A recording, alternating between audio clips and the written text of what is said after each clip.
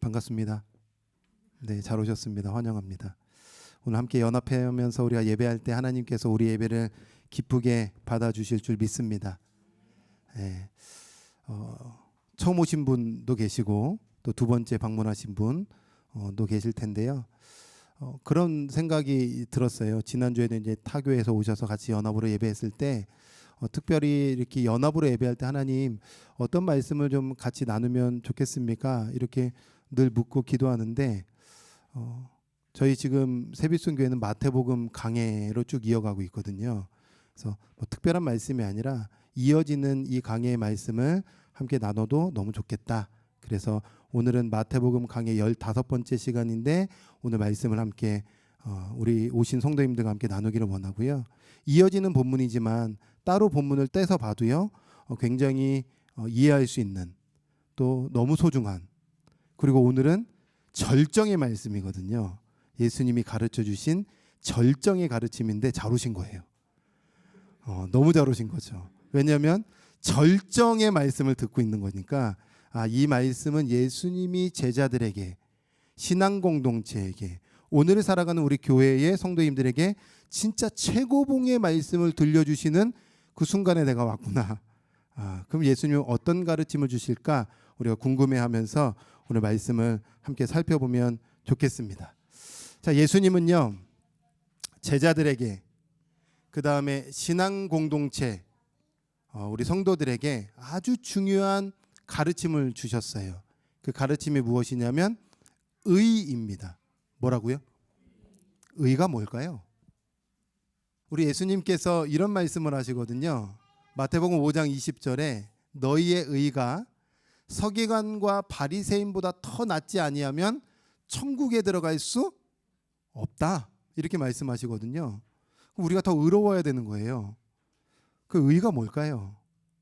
사전대로 말하면 뭐 옳음, 의로움, 바름 이렇게 말하죠. 그러면 우리가 서기관과 바리새인의 그 의로움보다 더 나은 의여야 되는 거구나. 그러면 당시에 바리새인들은 이런 생각했거든요. 나는 일주일에 금식을 2번도 하고 12조 생활 철저히 하고 당시 제사 오늘날로 말하면 예배도 철저히 지키고 율법은 완벽하게 지키려고 하고 이게 그들의 의였거든요. 더 의로워야 되니까 어떻게 하면 더 의가 될까요? 바리새인들보다 일주일에 3번은 해야죠. 3번. 맞죠? 10의 1조는 더 의로운 거 아니에요? 더 의로우려면 10에 믿음이 좋습니다. 3조. 3조도 드리고 주일에 예배는 우리 세빛순교회는 한 번이지만 이제 교회에서 뭐 새벽기도도 있고 수요도 있고 금요도 있고 또 주일도 있고 한 7, 8번 예배 하시잖아요. 한 번도 빠지지 말고 이러면 이제 더 의로운 걸까요? 예수님이 이런 의의를 말씀하시는 걸까요? 당연히 아니죠. 예수님이 이런 의의를 말하는 것이 아니라 존재의 상태를 말하려고 하는 거예요. 여러분의 존재가 의여야 된다고 말씀하시는 거죠. 그러면 다른 게 아닙니다. 의로우신 그리스도를 믿고 그분과 연합됨으로 하나됨으로 그분의 의가 내 의가 되는 상태, 이게 예수님이 말씀하시는 바리새인보다 더 나은 의입니다. 쉽게 말하면 예수님 믿는 거예요. 근데 여러분 우리 이런 생각하거든요. 목사님 저 예수님 잘 믿거든요. 진짜요? 저 예수님 믿고 따라가거든요. 진짜요? 진짜 성경의 말씀대로 정말 예수님 믿고 믿음대로 살아가고 계세요? 아닐 수도 있을걸요. 우리가 너무 착각하면서 예수님 믿는다고 생각하지만 실상은 종교인일 수도 있습니다. 예수님 말씀 결코 쉽게 하신 말씀이 아닌 거예요. 그래서 오늘 이 예배 가운데 오신 우리 성도님들은 진짜 점검하셔야 되는 게 뭐냐면 난 예수를 믿는가? 그리스도와 연합됐는가? 그분의 의가 내 의인가? 나의 어떠한 더 나은 행동으로 의가 아니라 그리스도를 믿고 영접함으로 난 정말 의로운 상태인가를 우리 예수님께서 말씀하시고 가르쳐주고 있는 겁니다.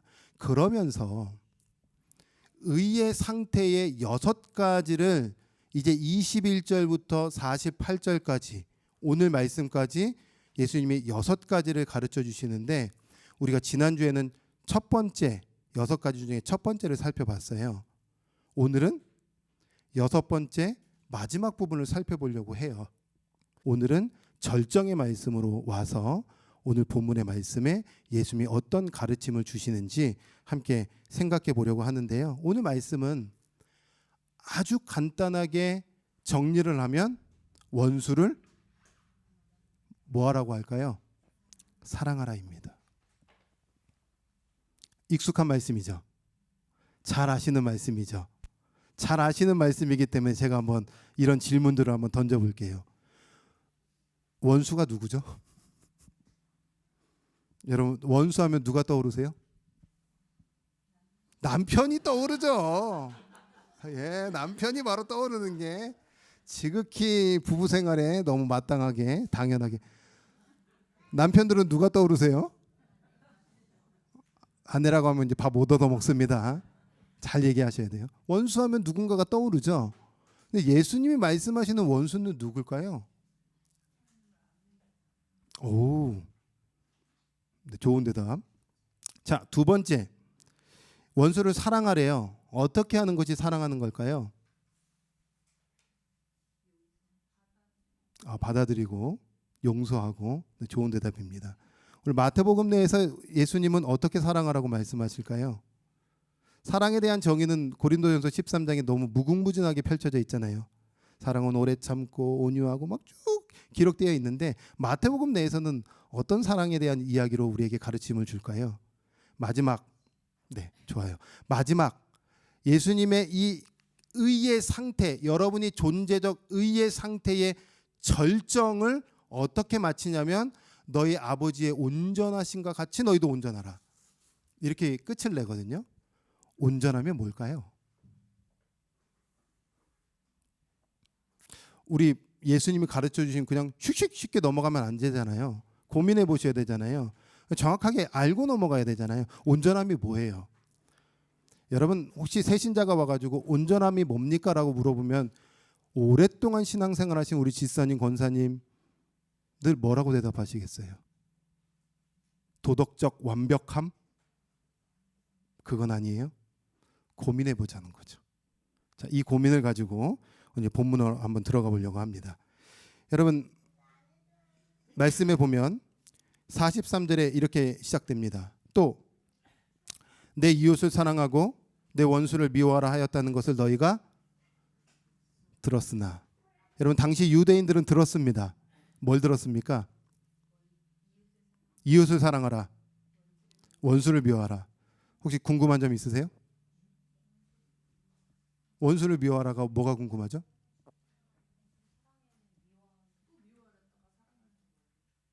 왜 미워하라고 했다 갑자기 사랑하라고 하냐고요? 좋은 질문. 이런 질문을 끊임없이 하셔야 되는 거예요. 그래야 여러분 이 신앙의 성숙이 있는 겁니다. 뭐가 또 궁금하세요? 이랬다 저랬다 하시는 예수님의 말씀이 궁금하세요? 또요? 여러분, 들었대요. 그러면 이 말씀은 어디로부터 지금 오고 있는 말씀이에요? 어디서부터 온 말씀입니까? 예, 율법으로부터 온 말씀이잖아요.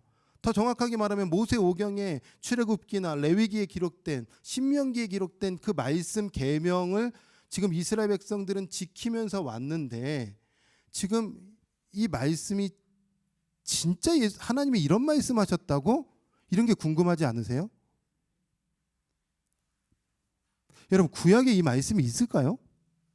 이 말씀의 근거는요, 여러분 성경에도 찾아보면 다 나오지만 레위기서 19장 18절이 근거로 하는 말씀입니다. 이렇게 말씀하고 있어요. 원수를 갚지 말며 동포를 원망하지 말며 내 이웃 사랑하기를 자신과 같이 사랑하라. 나는 여호와이니라. 이웃 사랑은 똑같지만 원수 미워하라고 합니까? 아니네요. 원수 미워하라는 말 없네요. 여러분, 구약의 어느 곳을 찾아봐도 원수 미워하라는 말씀은 없습니다. 없는데 예수님 당시의 유대인들은 이렇게 듣고 배우고 신앙생활하고 있었다는 거예요. 왜 그렇죠? 바뀐 거죠. 뭔가 지금 시대가 흘러오면서 지금 바뀐 겁니다. 어떻게 바뀌었냐? 추적해 보면 이런 거죠. 이에는 이, 눈에는 눈. 예, 우리 안에 복수심이 너무 많으니까요. 보통 이에는 이 이렇게 복수 안 합니다. 이에는 이 다 뽑히고 막 이런 거예요. 막 눈에는 한 눈 맞으면 어떻게 돼요? 두 눈 때리는 게 우리의 마음이잖아요. 이게 악한 인간의 본성이잖아요. 하나님이 그 복수의 복수를 멈추게끔 하시기도 위해서 이에는 이, 눈에는 눈 이런 법을 주셨지만 시대가 흐르다 보니까요. 에스라 선지학자 이후에 이 유대인들 사회가 엄청나게 복잡한 일들이 있었습니다. 바벨론에 끌려가기도 했었고 그 다음에 그 이후에 헬라라는 나라가 등장하면서 유대인들이 얼마나 수치와 모멸과 핍박과 고통과 죽임을 당했는지 몰라요. 그러면 이제 어떻게 해야 돼요? 이에는 이, 눈에는 눈으로 복수해야 되잖아요. 그러니까 그들이 우리를 죽였어? 당연히 우리도 복수해 줘야 되겠죠. 그러니까 당시의 유대인들의 입장에서 원수는 품어야 될 대상이에요. 똑같이 갚아줘야 되겠죠. 그러니까 미워해야 되는 거예요. 참 재미나고도요. 고대 쿰란 문서에 아주 오래된 사회 문서에 보면 이렇게 그들은 기록된 것들을 보고 생활했습니다. 이런 기록들이 있어요. 빛의 아들들은 사랑하고 어둠의 아들들은 미워하라. 이렇게 가르침이 바뀐 거예요. 그러니까 예수님이 이걸 딱 알고 그대로 살아가고 있는 유대인들, 그들을 향하여 44절에 이 말씀을 우리에게 주고 있는 거죠. 44절은 같이 한번 읽어볼까요? 읽습니다. 시작.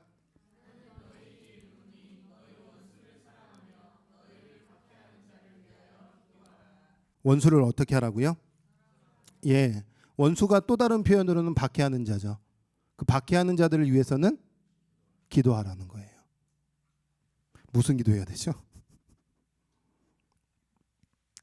여러분, 하나님이 말씀하시는, 예수님이 말씀하시는 원수가 여러분이 생각하는 원수랑 다를 수 있을 겁니다. 우리가 흔히 생각하는 원수는 내 감정을 상하게 하는 사람, 나에게 상처 주는 사람, 또 나를 아프게 하는 사람, 내 인생을 힘겹게 하는 사람, 내 기준에 맞지 않는 행동을 하는 사람들을 우리는 쉽게 원수라고 할 수 있죠. 예수님은 그 정도 차원을 말하려고 하는 게 아니에요. 로마서 5장 10절 말씀에 보면 이런 말씀이 나와요. 곧 우리가 원수 되었을 때에, 여러분, 우리가 예전의 모습은 뭐였죠? 하나님과 우리와 사이가 원수였다는 겁니다. 하나님 보시기에 여러분이 원수였어요. 제가 원수였습니다. 그 원수는, 하나님 보시기에 원수는 어떤 사람일까요? 하나님과 끊겨진 사람은 원수예요. 하나님을 거부한 채 살아가는 사람이 하나님 보시기에 원수예요. 하나님과 단절된 사람은 하나님 보시기에 원수입니다. 그렇죠? 그런데 우리 예수님이 오셔서 하나님과 우리와의 관계를 붙여주시고 연결시켜주시고 화목해 해주신 거예요. 그러니 여러분, 우리가 영적인 눈으로 원수를 해석해 본다면 반드시 하나님과 끊겨져 있는 상태가 하나님 보실 때의 원수입니다. 형제랑 원수를 헷갈려 하시면 안 돼요. 그리스도를 믿는, 하나님 앞에서 거듭난 사람들, 우리는 형제지만 하나님이 없는 상태로 살아가고 있는 사람들이 하나님 보시기에는 원수죠.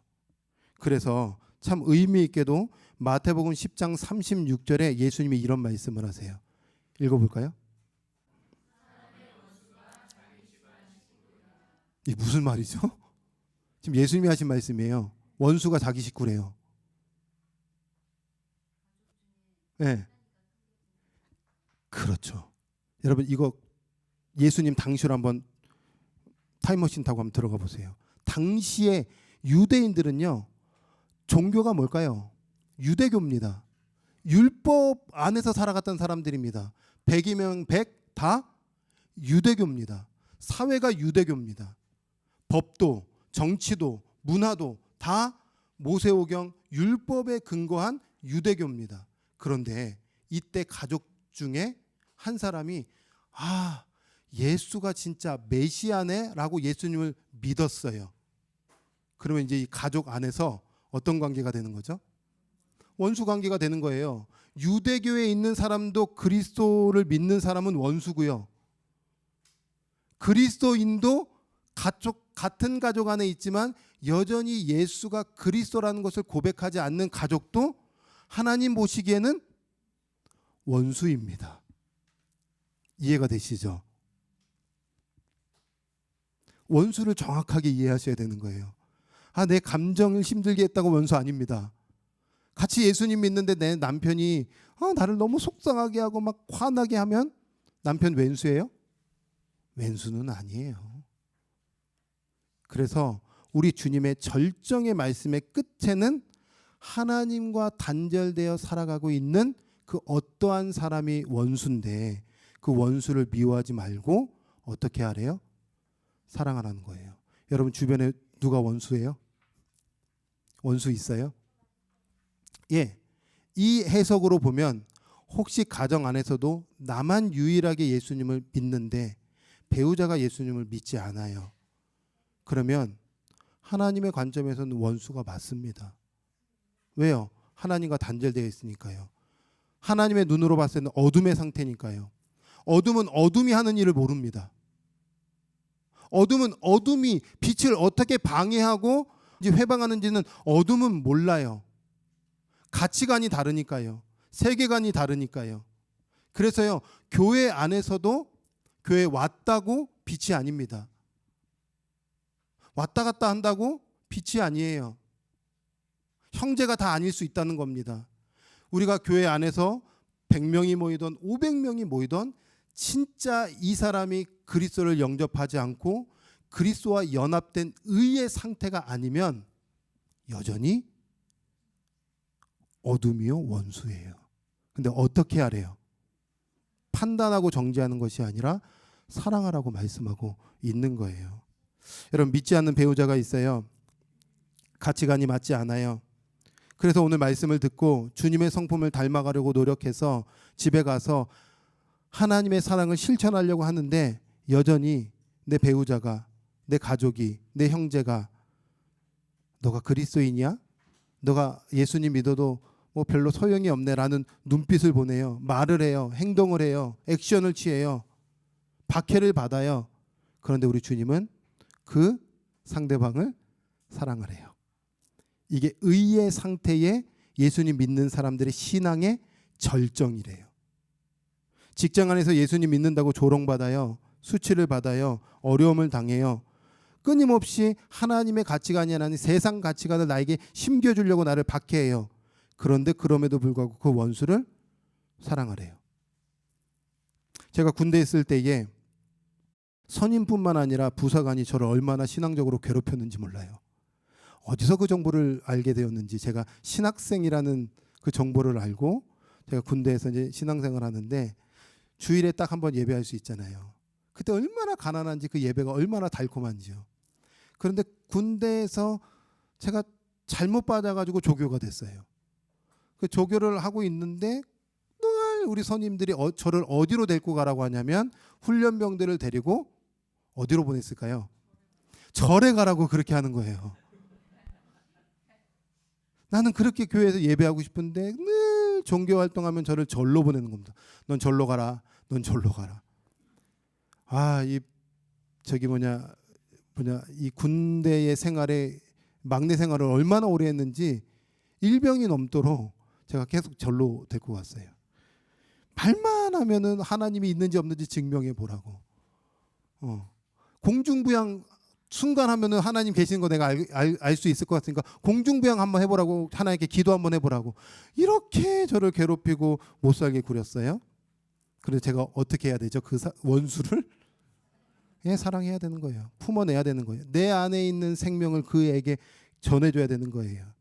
미움의 대상이 아니라 저 사람이 생명이 없어서 그렇구나. 저 사람이 복음이 없어서 어둠의 말들을 하고 있는 것이구나. 진짜 영원한 영생의 기쁨이 없기 때문에 자기가 하는 행동을 하지 못하는구나. 불쌍히 여겨야 되겠죠. 우리가 화를 낼 대상이 아니라 실상은 나도 예전에는 주님 앞에 원수였지만 불쌍히 여김을 받아서 생명을 소유했기 때문에 이 생명의 눈으로 원수를 품어내라는 겁니다. 할 수 있겠냐는 겁니다. 감사해요. 자랑은 아니지만 끝까지 인내하면서 그 고참에게 어느 날 제가 이제 상병 말이 되니까요. 어느 정도 이제 거의 동급이 된 거예요. 병장 말이고. 기회가 온 거예요. 군대에서 큰 나쁜 일을 했어요. 훈련병을 때렸다가 허리가 거의 이렇게 된 거예요. 막 기무사에 끌려가고 막 하니까 마음이 얼마나 가난해지든지 저를 부르더니요. 하나님 좀 소개해 달라고. 기도하고 싶다고. 그때 복음 전했고 후에 알게 됐는데 영국 가서 세례 받고 그리스도인이 됐어요. 그렇게 될 줄 몰랐습니다. 그런데 아무것도 아닌 것 같지만 하나님이 저를 의의 상태라고 말씀해 주시고 원수라는 그 사람을 붙여주신 거예요. 왜냐하면 제가 사랑함으로 성장할 수 있는 기회이기 때문에 그런 거죠. 예수님이 그래서 이어서 이렇게 말씀하시는 거예요. 45절에서 47절의 말씀에 보면 이같이 한즉 하늘에 계신 너의 아버지의 아들이 되리니. 이같이 아니하면 아들 아닙니까? 원수 사랑하지 않으면 아들 안 되는 겁니까? 자녀 안 되는 겁니까? 그렇게 말씀을 이해하면 오해가 생기죠. 그런 말씀이 아니죠. 아들은 당시에 닮음으로 이해했어요. 닮다. 아버지를 닮은 자가 아들입니다. 그래서 진짜 아버지를 닮은 자로서의 행실을 보이라는 거예요. 입증해 보이라는 거예요. 너희가 진짜 예수 그리스도를 믿고 자녀라면 자녀다움을 좀 입증해 보이라고요. 어떻게 입증해 보이라고요? 원수를 사랑하는 자리까지 가서 입증 좀 해 보이라고요. 말과 혀로만 사랑한다고 말하지 말고 나 정말 크리스찬이라고 겉으로만 얘기하지 말고 행동하는 그리스도인이 돼서 입증 좀 해 보이라고요. 그러면서 하시는 말씀이 이거예요. 하나님이 그 해를 악인과 선인에게도 비추고 의로운 자와 불의한 자에게도 내려주심 같이 하나님은 모든 사람에게 공평하게 하나님의 은혜를 내려주시니 너희도 그러야 하라는 거예요. 누군가가 사랑하면 나도 사랑하고 누군가가 판단하면 나도 판단한다? 그건 세리도 하는 거고요. 당시에 이방인들도 하는 행동이라는 거예요. 그거는 수준이 낮다는 거예요. 그렇죠. 여러분 누가 좋은 행동을 해주면 너무 이게 빚진 마음이라서 좋은 행동 해는 거 당연한 겁니다. 어렵지 않아요. 그런데 누가 나에게 해코지해도 내가 그 사람까지 품을 수 있는 자리까지 간다면 그 사람은 의의 상태의 꼭대기로 올라가는 거예요. 꼭대기. 절정이에요, 이것은. 그래서 사랑은 쉽지가 않아요, 사실은. 이 말씀을 제가 읽고 연구하고 묵상하면서 쉬운 말씀일까? 결코 어렵습니다. 어려움에도 하나님이 이 말씀을 주시는 것은 나는 네가 나와 같은 수준으로 올라가기를 원해. 이게 그리스도의 성품을 닮아가는 절정이야 라고 이 자리까지 말씀해 주시는 거예요. 그래서 우리 주님이 마지막으로 하시는 말씀이 무엇이냐면 48절인 겁니다. 굉장히 중요한 말씀이에요. 같이 한번 읽어볼까요? 읽습니다. 시작.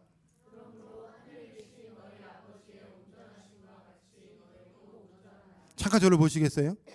예수님은 지금 의의 상태의 절정으로 사랑이라는 것을 끌고 오셨고 원수를 사랑하는 것이 절정이다.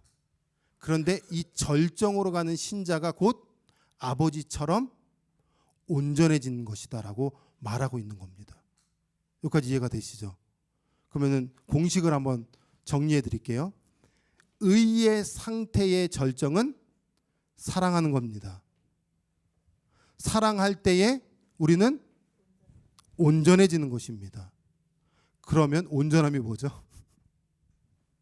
온전한 단어가 우리가 신앙생활 할 때 그렇게 와닿지가 않아요. 근데 와닿는 단어로 제가 한번 표현해 드릴게요. 이 단어는 헬라어로 텔레이오스라는 단어를 쓰고 있는데 다른 구절들에서는 어떻게 사용하고 있냐면 장성한, 성장한, 완전한 이라는 뜻이에요. 어떤 뜻이라고요? 네. 그러니까 이거 풀어드리면 뭐냐면 사랑하는 것이 곧 나와 같이 장성한 분량에 이르는 거야 라고 우리 주님이 가르쳐 주시는 거예요. 여러분 기도할 때 이런 기도해 보셨어요? 주님, 저 정말 주님 닮기를 원해요. 기도해 보신 적 있어요? 네.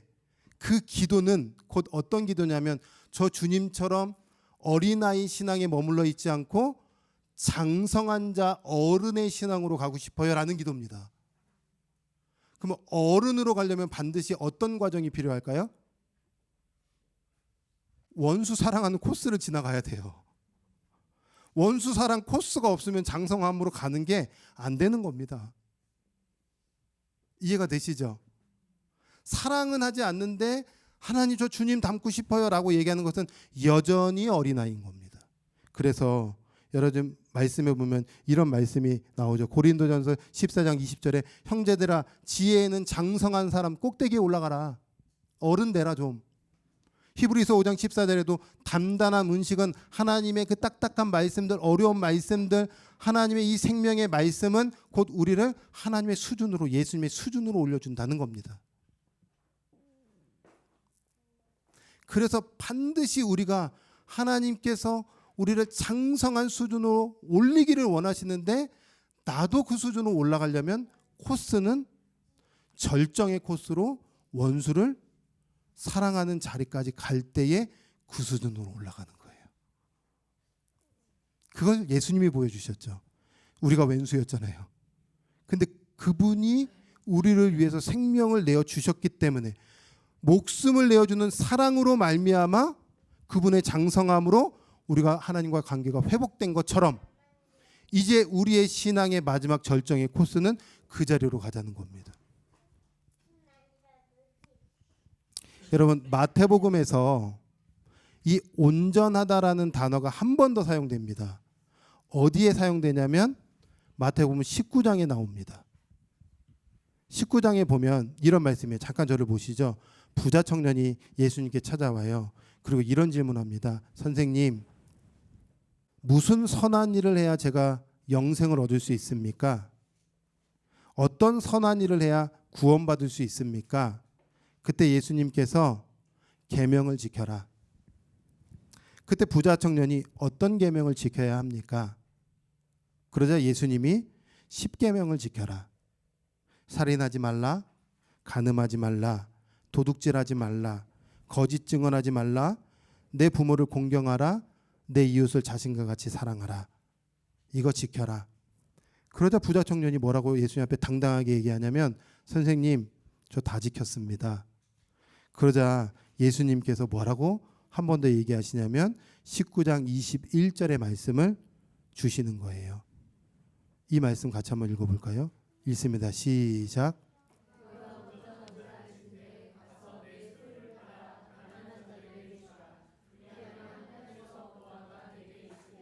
마태복음에 딱 두 번 나오는 온전함입니다. 5장 48절에 말씀하시는 온전함. 그것이 풀어서 부자 청년 때 온전함이 무엇인지를 설명해 주고 있어요. 너가 진짜 나와 같은 수준으로 성장하려면 이렇게 하라는 겁니다. 네가 갖고 있는 것을 팔아 네 것을 내어줌으로 가난한 자에게 채워주라. 여러분 사랑은 반드시 자기를 내어줄 때에 그리고 상대방의 필요를 채워줄 때에 이게 사랑입니다. 한 번 더요. 사랑은 내어줌과 채워줌입니다. 한 번 더요. 사랑은 뭐라고요? 내어줌과 채워줌입니다. 그렇게 할 때에 여러분은 그리스도의 장성한 분량에 이른 온전한 자입니다. 제가 이 말씀을 준비하면서 사실은 좀 어려웠어요. 깊이 와닿지가 않아서 일주일 동안 참 많이 끙끙댔어요. 말씀은 이미 초반에 주초에 다 풀렸지만 무슨 의미인지는 다 알겠지만 왜 이렇게 와닿지가 않는 거예요. 내 주변에 원수가 없어서 그런 건가 막 쉽지가 않은 거예요. 그런데 이 말씀을 준비하면서 하나님이 떠올리는 한 사람이 있었어요. 그 사람이 누구냐면 스데반 지사님입니다. 스데반 지사님은 예수 그리스도를 믿고 성령으로 충만한 사람이었습니다. 멋진 지사님이시죠. 그런데 동족 유대인들은 하나님의 눈으로 봤을 때 왼수였어요. 왜? 하나님을 거부했으니까요. 실질적으로도 왼수입니다. 왜냐하면 자기를 쳐 죽이려고 하고 있는 상황이니까요.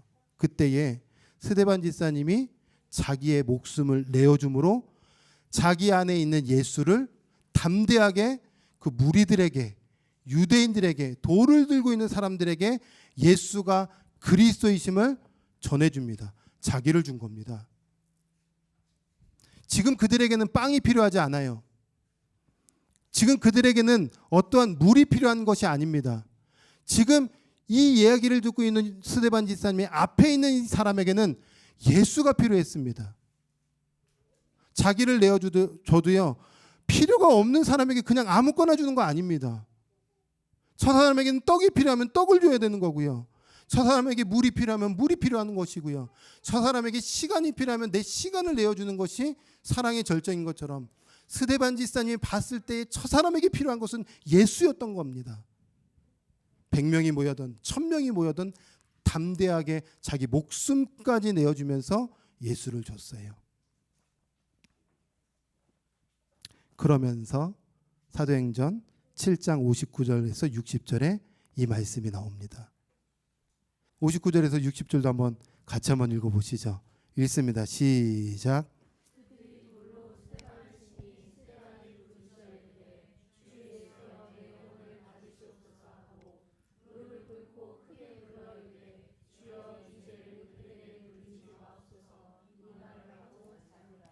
스데반 지사님이 탁월한 사람이라고서 그랬을까요? 우리랑 좀 종류가 다를까요? 아니에요. 그 안에 예수가 충만하니까. 그분의 의로 말미암아 의의 상태가 되니까요. 우리 주님이 스데반 지사님을 꼭대기로 수준을 올려버리신 거예요. 그래서 이 꼭대기의 절정은 원수를 사랑하는 건데 스데반아, 너 그거 해라. 그때에 하나님 저 왼수 덩어리를 지옥불로 좀 떨어뜨려 주십시오라고 저주한 것이 아니라 주님 내 영혼을 받으십시오.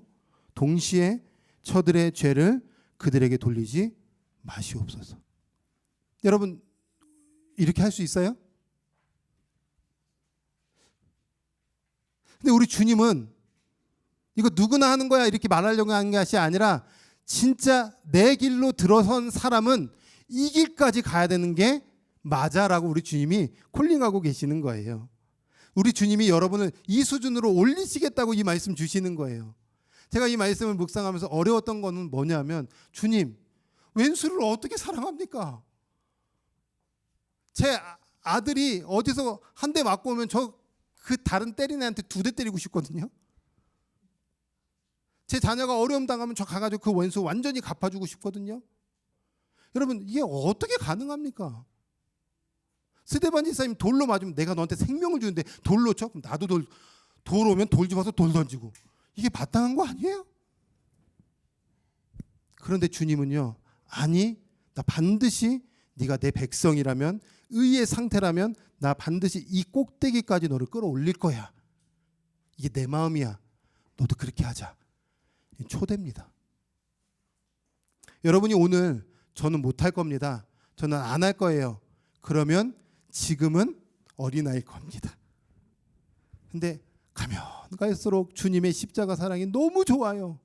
너무 깊어요. 너무 빚진 마음이 막 커서 미치겠어요. 그러면 자연스럽게 우리의 신앙은 주님 닮아가고 싶어요. 그래 닮아가고 싶지? 그러면 코스가 있어. 원수 사랑이야. 네 거를 내어주고 상대방에게 필요한 것들을 채워줄 때에 너는 진짜 장성한 사람이야. 내 수준이야. 그러면 세상이 아무리 흔들어 제껴도 너는 흔들리지 않아. 아무리 세상의 파도가 몰아쳐도 네 내적 속사람은 평안이야. 여러분, 이 말씀은 여러분의 속사람을 위해서 하신 말씀입니다. 나 네 속이 변하기를 원해. 네 존재가 바뀌기를 원해라는 우리 주님의 강력한 초대입니다. 저는 이 말씀 받고 그렇구나. 이게 아버지의 마음이면 나 주님 이 아버지의 마음 담기를 원하고 그 수준으로 올려주십시오. 이것이 우리의 기도가 되기를 원합니다. 저는 아브라함을 좋아해요. 왜 좋아하는 줄 아세요? 아브라함이 하나님 앞에 순종함으로 갈대아 우르를 떠났어요. 그리고 아들 이삭을 바치는 게 신앙의 절정 코스입니다. 아들을 바치는 건 절정이에요. 전부를 아버지께 드리는 겁니다. 하나님이 필요한 것은 난 너를 받기로 원해. 저를 드립니다라는 의미입니다. 그런데 우르를 떠날 때부터 절정까지 이 코스예요. 얼마나 실패하고 얼마나 무너졌는지 몰라요. 아내를 누이라고 속이는 일이 2번이나 반복됐는지 몰라요. 그런데 우리 주님이요, 끊임없이 그 영혼을 끄집어서 그 수준까지 끌어올리세요. 우리 주님의 여러분의 계획은 그 수준까지 끌어올리는 것이 아버지의 계획이니 우리가 오늘 해야 될 것은 순종하는 것이죠. 여러분, 주변에 원수가 있어요? 누구예요? 남편이죠. 남편이 근데 예수님 믿지 않아요? 왼수죠. 그러면은 여러분의 따뜻한 한마디를 해보는 것, 그 사랑입니다. 여러분의 직장에 혹시 교회 공동체에서 저 사람은 아직 예수님을 모르는데 함부로 나를 대하네? 왼수죠. 그런데 그 왼수를 내가 품어준다면 온전함이죠. 여러분, 똑같은 왼수짓 하지 마시고 예수님 화되어지는 저와 여러분이 되기를 주님의 이름으로 축원합니다.